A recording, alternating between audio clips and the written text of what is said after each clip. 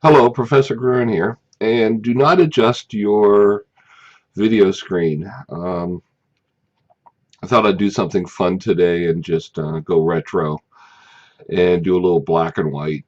I thought it might be just interesting, having fun, too much fun with the video camera. Friendly reminder, we're working on Murach's MySQL book, and we are in chapter 13, um, writing stored programs. Don't worry about this chapter too much. Think about it. They have whole classes, 15 weeks long, in programming a lot of different languages. I teach at MCC a class on Python programming, and it's a whole semester long. There's no way we're going to turn you into a MySQL stored program writer. It's not going to happen. What's more important is that you get the idea and start to learn some of the syntax and see if this is an area that might interest you.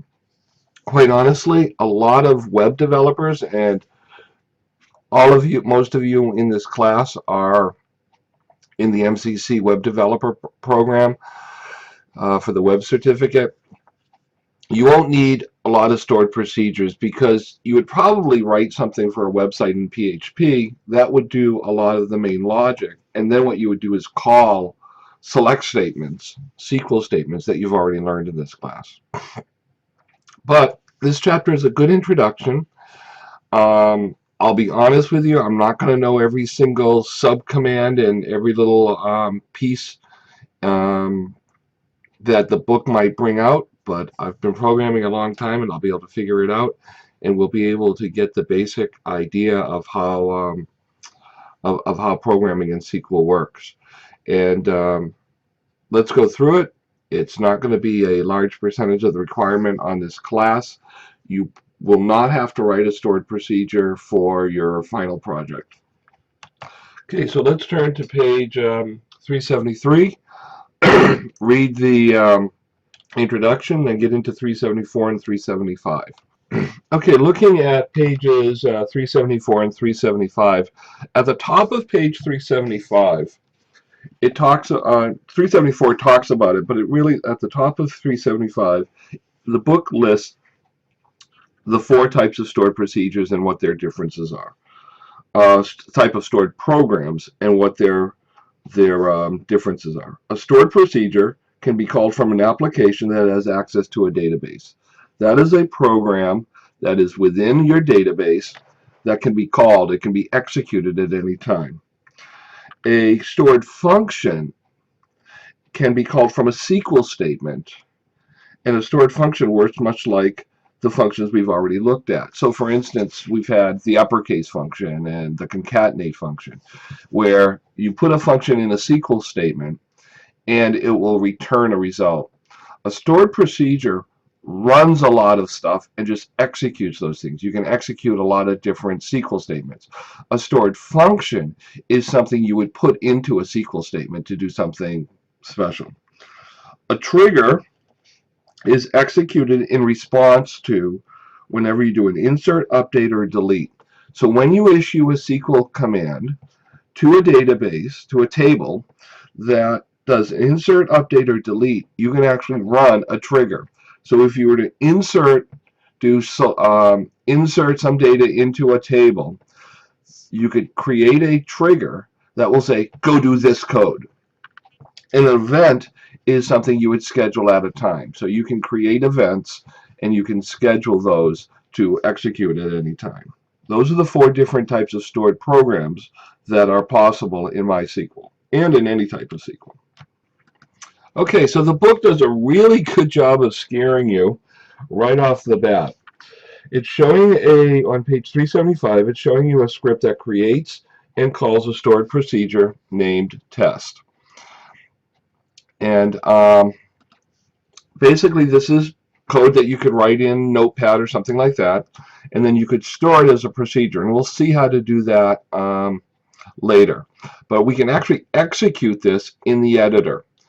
So what's interesting here is let's just go through and figure out what it's doing just based upon not knowing how to program, but just being able to read and knowing what we know already. What will this block of code do? So the first thing it does, we know that, it's going to use the AP database. Drop the procedure, if it exists, called test. Okay, so remember we've dropped tables and things like that? We will drop that procedure if it calls test, if it's there. Now you can see I actually already have it in there, so what I'm going to do is I'm going to right click on it and I'm going to drop that procedure. I'm going to play it, boom. So under routines, I don't have anything right now. Okay, change the statement delimiter from a semicolon to double front slashes. So the delimiter breaks groups of code into statements. And it says create a procedure and call this procedure test.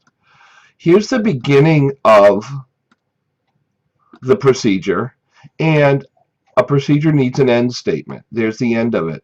And what's nice is that the editor actually gives us the lines here to help us see the blocks of code. We're going to, so basically the meat of the procedure is from this begin to the end. This procedure is called test. So we're going to create a procedure called test. That test is going to have this code in it. We're going to declare a variable called sum balance due var, and we're going to make that variable a float 92. We're going to do a select, and we're going to select the sum into this variable. So we're going to take invoice total, payment total, and credit total, subtract them all, and we're going to put them into the variable that we just assigned from the invoices table, where vendor ID equals 95. If the sum balance due var that we created, we've assigned a value to, is greater than 0, then select and it's doing a concatenate the words balance due and how much it is, has a message. If it's not greater than 0, then say balance is full, has a message. So message is like the good old fashioned print statement. And this is an if statement here. Notice if this is true, then do this, else do this. Then it sets the delimiter back to a semicolon, and then it does a call to the test procedure that we just created. So I can either highlight it or just run, but I'm going to highlight it, and I'm going to run it. And notice here, down in the bottom, the message says paid in full. And if I refresh my object browser, I see that the test procedure does exist. And I'm going to double click on it, and notice that the double clicking on it opens up the test procedure. So there's a quick intro to what we're going to get into in this chapter. Okay, if you flip into the next couple of pages, 376, read that, read 377. So the top of 377 describes some programming statements that you would be using in PL/SQL coding. Those of you that have coding experience will already be familiar with some of them. If, else, case, when, else, while, do, loop, repeat, until, and repeat. Those are pretty common programming statements that you use. If statements and case statements allow you to evaluate and do comparisons, and then within those subblocks execute that code. A loop allows you to go over maybe an array, a list of values. Repeat, keep doing this until something is true. Declare a cursor. That's going to be new for us. We're basically declaring a cursor is going to put a database in memory that we would then work the cursor, and declare a handler. The book says defines a handler that executes when a stored program encounters an error. So we'll learn what that's about as we move forward. Okay, let's go on to 378 and 379. And the first thing any programming language usually tells us to do is how to do a hello world. So there's some code right on the top of 379 that we can execute. And I'm going to make a couple of modifications to it before we execute it. So here's the code. We're going to use the AP database. Drop procedure if exists test. I don't want to lose the test one that we created, so I'm going to call this Hello World. Then I'm going to change this test to Hello World. And this is a test, and I'm going to just say Hello World. So basically the procedure called Hello World, oh, and we have to actually call it down here, Hello World. So we're going to do this in the AP database. We're going to drop the procedure if it exists. Excuse me. Set the delimiter to 2 slashes, and here's the programming delimiter here. And we're going to create Hello World, and we're going to the procedure has a beginning and an ending, and it's going to display this text as a message. Sets the delimiter back, and it's going to call Hello World. So let's go ahead and execute this. Let's refresh our object browser, and we see Hello World is there, and we see that this is a test Hello World. So now what's interesting is if I was to actually not do this call, so let's take this and let's comment this out. And I'm going to right click over here in the object browser, and I'm going to drop this procedure. So Hello World doesn't exist. Now I'm going to do all of this work, and what I'm going to do is I've commented out the actual call to the procedure. And I'm just going to execute this. Notice that no message appears in the bottom here. Refresh our object browser, and it exists. So it made the procedure, but this call to the procedure didn't get executed. So now, let's just go call Hello World. And I'm going to click on that and just use the iterate execute statement. Now it just calls it. And I can just keep clicking, it'll call it again and again. Now let's do something fun. Let's create a couple of different procedures. And this shouldn't be that hard. Let's just create another procedure. And what I want to do is take this and call this Hello World 2. And I'm going to say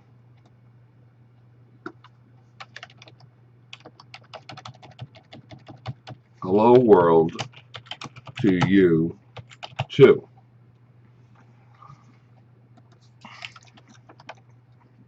I'm going to delete this. I'm not going to call it. All I want to do is make the procedure, and I want to drop this procedure if Hello World 2 if it exists as well. So let's go there as well. Okay, so now let's just execute. So you can see use AP database, the Hello World 2, we're going to drop them. We've got the delimiter set. We're going to create the first procedure, Hello World, and then create the procedure, Hello World 2. And what I'm going to do is, let's execute these right away. And I'm going to put 3 statements here. I'm going to put Hello World 2 in the middle. So now let's see what happens.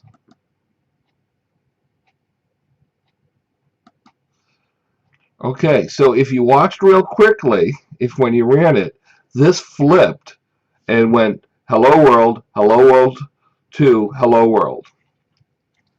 And if we refresh the object browser, we see Hello World is there and Hello World 2 is there.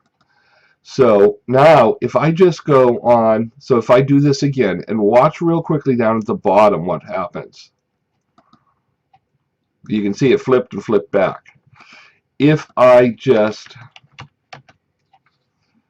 click on Hello World 2 and run it, there's Hello World to you too. Click on this one and run it. So now you can see that you can create individual blocks of code and execute them whenever you want. And once this is stored in the database as a routine, as a stored program, you can issue this and get it whenever you need it. So the main, excuse me, I'm still fighting this thing. The main thing that we've learned here is basically how to print data to the screen. And here we're saying select this literal text and call it message. And what's interesting here, you'll notice that when these are run, that it's set up as message. So, oh, I just realized something. The reason it flipped one to the other column was because they were both the same variable. Let's make a quick change to this and call this hello world 2 message 2. I'm going to delete the bottom half. I'm going to right click and clear this. And let's go ahead and then execute all of this again. I guess I put message 2 in the same place. I was hoping that it would have added message 2 into, oh no, look at it, it gave us separate results right here for each call. So the first call is message, the next call here is message 2, and the third call here is message, is the first one again. So you can see that there's a result set for each of the calls that were issued. Okay, great. So the key thing here is we've learned how to get, maybe we've calculated some data and we need to display that to the person who's running the program. Okay, let's move on. We're on pages 380 and 381. This section is going to teach us in creating a procedure how to declare a variable and how to set it. So what you need to do is think about a variable as being an empty shoebox with a name on it. And that empty shoebox with a name on it only allows certain types of shoes in each name, a decimal, an integer, a string. But then, so you have to declare, you have to build the box of memory, and then what you need to do is put something in it, put shoes in it, put a value in it.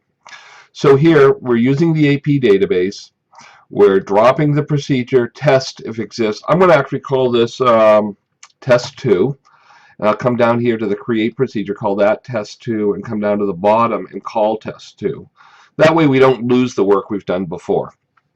Setting the programming delimiter, the code delimiter to double quotes from semicolon. And the reason we do that is this delimiter here by default is this, but then that messes up here in our programming code that it would cause problems. So we have to make the blocks of code delimiter, the procedure blocks of code delimiter, different from the semicolon that's going to actually be in the code itself. And here you can see we're excuse me, declaring several variables. And one of those variables is the vendor ID. And here we say we're going to set the vendor ID equal to 95. Now, we're going to do a select statement, and then we're going to set the percentage difference equals to this. And then we're going to do some concatenating and to actually get the value displayed. And then set the delimiter back to a semicolon, so we're back in SQL mode, and then we're going to actually call the test2. So let's highlight it, execute it, and refresh our object browser. We see test2 is here, and more important, we see that the call of test2 is showing our maximum invoice, our minimum invoice, the percentage difference, and the number of invoices. This actual display is happening by this select statement, but the work to figure out all of that is happening here. The key thing that these couple of pages wanted to show us was that we need to declare a variable, and then what we need to do is actually use it, put shoes in the shoebox, so to speak, to then later on display it. Okay, if you are cutting and pasting from the supplied files by the book, we're at 1305, figure 05, on page 382, 383. You'll notice that this block of code right here is highlighted out. It's commented out by this statement right here, the start of the comment, and this statement right here, the end of the comment. Basically what's happening is they're giving us two different ways to do the same comparison. They are doing it first as an if statement.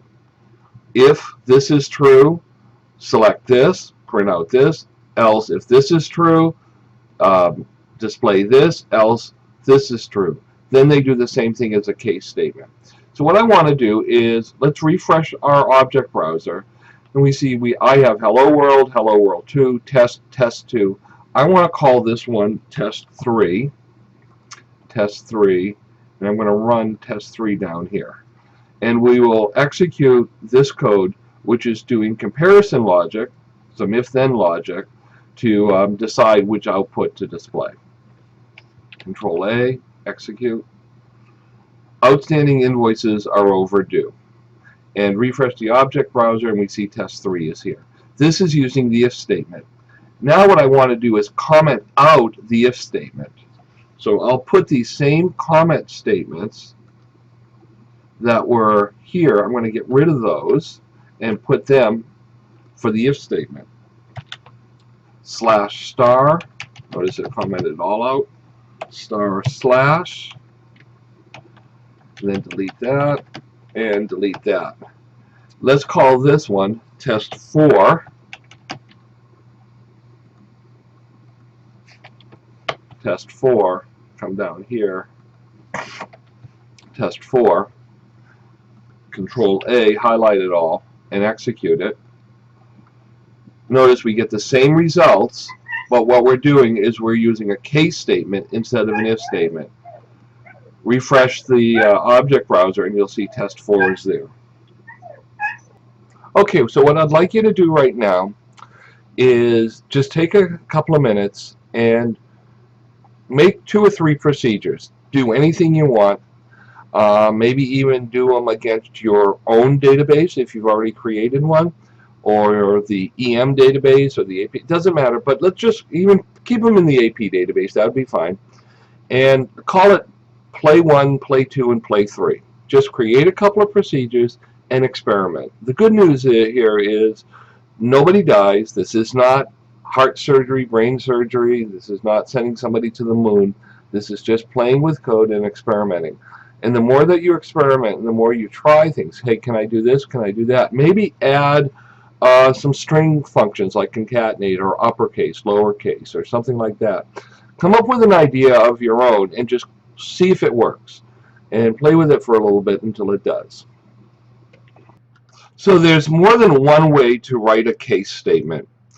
And the examples on page 384 and 385 show us the ways. And the code, when you bring it in from the sample file, shows the 2 different ways. And the second way is commented out. So notice here, this first case statement says case terms ID var.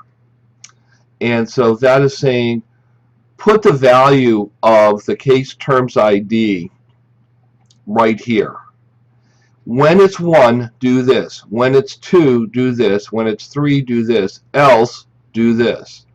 Now it's rewritten down at the bottom, and it says when terms case with no variable here, like here it says the variable terms ID, that doesn't exist here.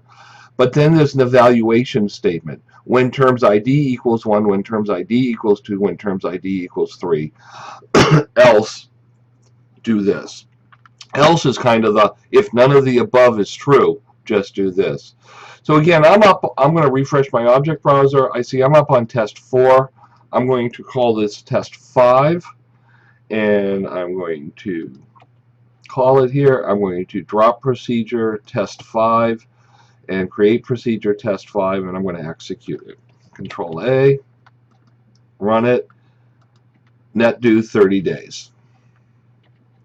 Now what I'm going to do is I'm going to call the next one test 6. I'm going to drop test 6. I'm going to create test 6, and I'm going to execute test 6. I'm going to get rid of the comment statements here, and I'm going to put the comment statements on the first case statement.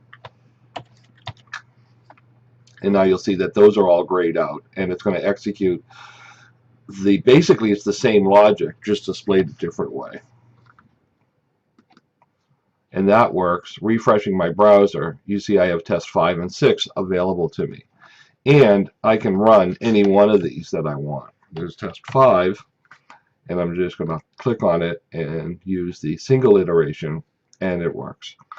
Matter of fact, let's do a Control A, delete everything, and let's just call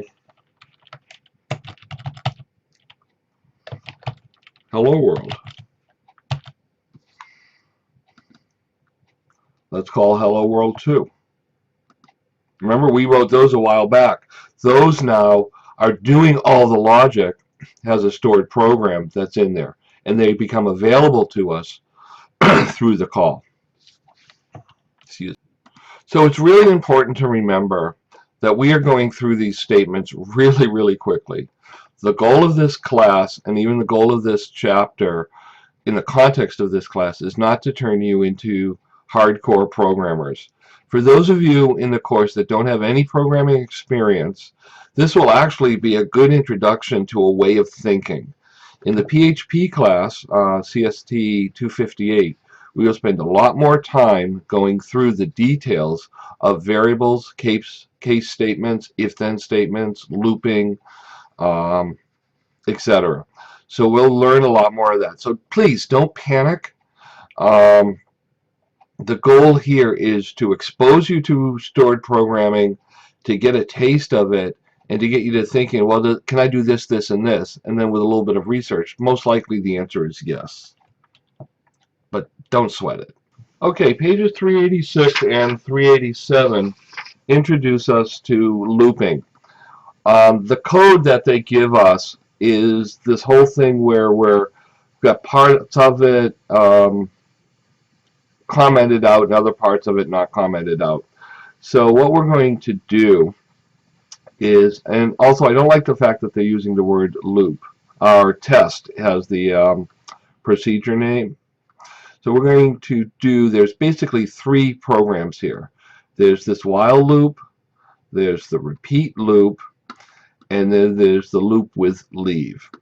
So what I'm going to do is I'm going to delete these 2 that are commented out. I'm going to delete them just so we can see the one loop, and I'm going to call this loop 1, drop, and I'm going to create loop 1, and I'm going to execute loop 1. Highlight all this and execute it, and we see I equals 1, I equals 2, I equals 3. And what it was doing was concatenating I equals to the value of I, which was happening through this set command, and then concatenating a pipe sign by it. Let's change that pipe sign to an asterisk, like to 2 asterisks, just to kind of prove the point of what we're doing here. Control A, execute it, and notice here now it's asterisks. So it's looping over the data. Okay, so let's take this little while loop and delete it. Let's grab from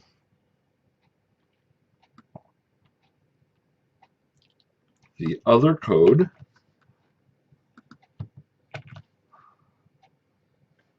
Let's call this loop 2. Let's create procedure loop 2. Loop 2. Control A, execute it. And we're getting the same type of thing. I'm going to put here, instead of pipe sign, let's go like that. A couple of highlighted, Control A again, run it. Notice there we've got those. Okay, so here you get another example. This is a different way of, this is the loop and leave. I actually did the third one by mistake first. That's all right. Now let's delete this part of the loop, just that little loop, and let's create the repeat loop.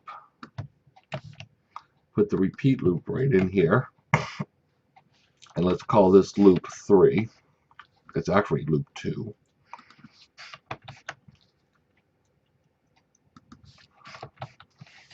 Control A, execute it, and we see the results there. And then what I'm going to do here, just to have these being different, put a bunch of plus signs there. Control A, execute it, there. So you get the idea that there's more than one way to loop over data and to repeat data and to go through stuff. Now this is going to be a good introduction into a cursor, and a cursor basically is that list of values from a select statement. Okay, so now on 388 and 389 we get into some real-world programming, and this is where it starts really getting heavy and intense. And some of you may enjoy it and dig into it and say, hey, I've got some practical application I need to get here. Others of you just grab the concept of it, and that's all you need. Now, I cut and paste the code from figure 1308, and again, they called it test. I renamed it to test cursor 1, test underbar cursor 1, created the procedure test underbar cursor 1, and then I'm calling test underbar cursor 1. Let's look at the code real quick. Using the AP database, dropping the procedure if it exists, creating the procedure, it's declaring some variables, but here it's declaring a invoice cursor, a cursor called invoice cursors based on this select statement. So remember we talked about declaring variables as being empty shoeboxes. Well, think about a cursor has an empty shoebox with a bunch of boxes in it, or a bunch of rows in it. Remember our select statements we've been issuing throughout the class return more than one row of data. It returns a whole list of data based upon the truth of the where clause. So here we're declaring, we're creating what we want that select statement, that cursor, to look like. And we also have a handler for it. And then we're going to open the cursor. So the open the cursor that we just created called invoices cursor basically says run it.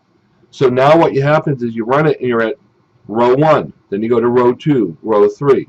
So now, and the handler is row not found. That's used as we do this while loop. And we're basically then going to fetch a row from the cursor, and we're going to put the results of that into variables. Then we can do an if statement to compare the variable, and then we can decide what to do. For instance, we can update the invoices, and we can then we basically here we're issuing an update statement to say if this is greater than 1,000, do an update command, and then set the update counter, just add 1, and then close the invoices. I think we're only going to get to, and then it's at the end it's going to display the number of records.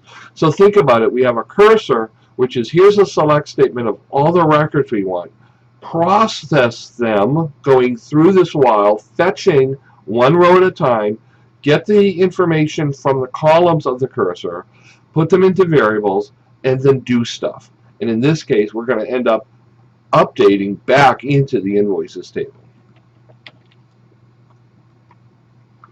4 rows updated, refresh, and we see we have test cursor 1. Now if I run Control A and run it again, I get 4 more rows updated. Because what's happening is we'll still get invoices greater than 1,000, and we'll still keep getting this update. But here we're introducing to the concept that the select statement becomes available to us, has a cursor that we then get to run a while loop, fetching 1 row at a time to make some evaluation on that record of data. And then with that evaluation of the record of data, then we can maybe do something else.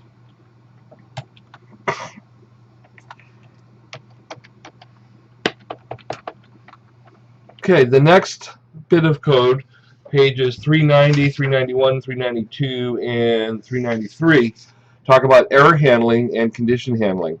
I've grabbed the code, and instead of calling it test, I'm calling it test underbar error 1, and you can see that right here. And I'm creating a procedure, and I actually call it. Highlight it all, execute it, And notice down here, it's saying error code 1062 duplicate entry cache for account description. So you remember earlier we talked about data referential integrity and the rules of the data tables we've created. Here we're trying to do something and it won't let us do it. It won't let us do it, so it threw an error. And it never actually displayed the select statement. It never got to line 11, the select statement, say one row was inserted. I'm going to clear this bottom down here, clear that, give us a little more room, and let's run it. And that we see there's no output happening, because what happened was it used the database, it dropped it, it actually created the procedure, and then when it ran the procedure, test error 1, it basically threw an error. Okay, so on page 392 and 393, what they've done is taken our program that's going to throw an error and added some condition handling, some error handling to it. Here's the piece, the insert into general ledger, the values, 130 in cache. That will throw the error. But before it throws the error, we're setting a continue handler. In other words, if this error happens, don't throw the error. Don't blow up on me. If a 1062 happens, but set duplicate entry for key is equal to true, and that what will happen is, if the key is equal to true, we are displaying our own error message, and the program's not blowing up. If it's not true, then it will say we have a record that displayed. I changed this program from the name test to test error 2. Both at the drop and at the create and at the run. Execute it. Row was not inserted, duplicate key entry found. Let's change some data. I'm going to, I don't know if 139 is a valid record or not, and that's I'm going to put play money. So let's run this. One row was inserted because 139 doesn't exist. Now what I can do is, now I'm not in procedure mode here, I can basically go select star from general ledger accounts,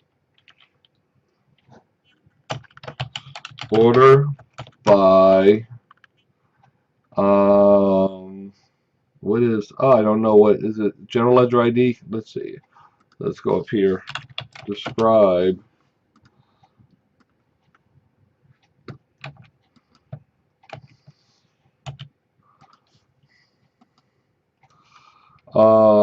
it's account number. Okay, order by account number.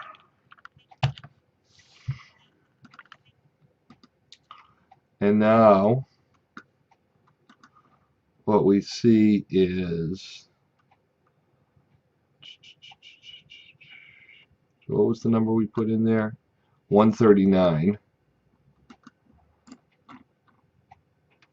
139 play money. Got in and put it in because it didn't exist. So what you see is we created a condition handler. We executed this statement. In the case where the record already existed, it was going to throw the error. We said, hey, error thrown, you know, something bad happened, do this. But, oh, it worked successfully. Go ahead and do this. Okay, on page 394 and 395, we see what is known as an exit handler. And what's happening here is we're declaring an exit handler for that command, for that error 1062, that if the work in this begin statement, in this procedure, if this, and notice what's happening is we actually have a parent begins and end statement, and we have a sub-parent, it's a block of code. If the work within this sub-block of code If that blows up, we have an exit handler created that we would then exit out of this block of code and go to the very next block of code that says if this exit handler variable, duplicate entry for key, is true, then display this information. And here I'm calling this test underbar error 3. I'm doing this because it definitely helps, gives us things to look back on instead of keep calling it test. Row was not insert, duplicate key encountered, and that was seen down here at this next block of code within the procedure. And this begin and end, these are blocks of codes that you can keep putting throughout your program if needed. Okay, so far we have been handling and seeing the error 1062. But there's more than that one error. That is, if we know this certain error happens, I want to do this particular thing. But what if some other error happens and we're not sure which one it is? That's called a SQL exception. They're all actually called SQL exceptions, but we don't necessarily know which one it is. Here, we're declaring a SQL error variable as default, and we're actually going to declare the exit handler for any SQL exception. And we're setting SQL error to true. So right now, nothing bad has happened. Now the insert statement happens, it's going to throw the error. We'll never get to one row inserted. We will then exit out of this begin block and jump into this if statement. And if it's true, if an error has happened, basically what this should be, set SQL error to true when the exception happens. That reads a little better. Then I want you to show the errors that are there. I'm calling this test error 4. And notice here we're actually getting the error level, the code, and the message. And that is what's stored, what will always be displayed for your error messages.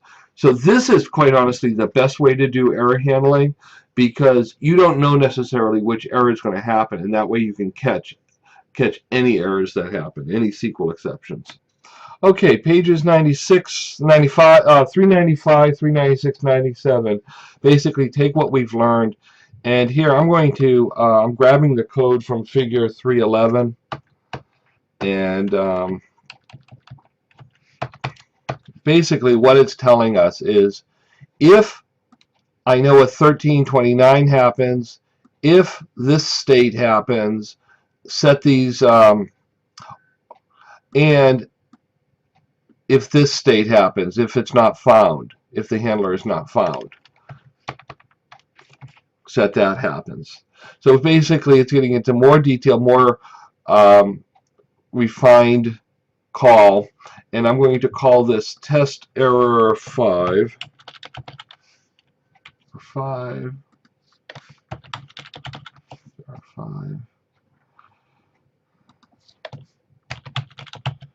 I haven't run this yet, so we'll see what happens. Control A, execute it. You have a, so it didn't like the way we typed this.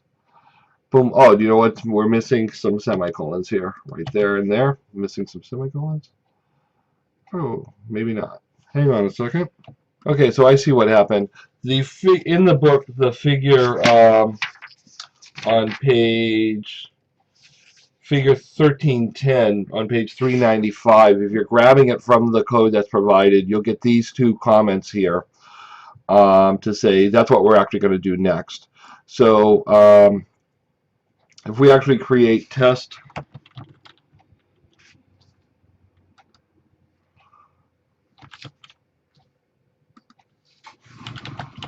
error 5, drop it,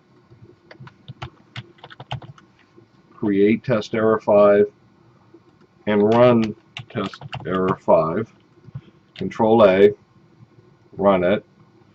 0 rows updated. It basically did the handling, and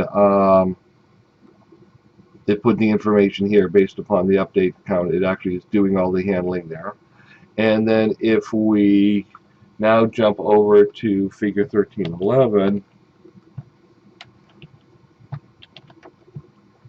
You'll see that these statements are now all declared. And if we call this test error 6, test error 6, test error 6, Control A, run it. Row was not inserted. It's basically giving us the message from the error right here. So it's doing the evaluations and telling us, displaying which error, and it's exiting out of this loop again. So a little more complicated error handling as we go to the end of the book. Good solid programming always has some sort of error handling. You have to expect the unexpected. In this class and in this lesson, I'm not really super worried about it because the goal is not to turn us all into MySQL programmers. But this has been a great introduction, and hopefully it's expanded your thoughts and thinkings on SQL and SQL programming and what can be done. And especially being, bad things always will happen. I guarantee you. And so having error handling and error catching and knowing how to best do it in any given language is important.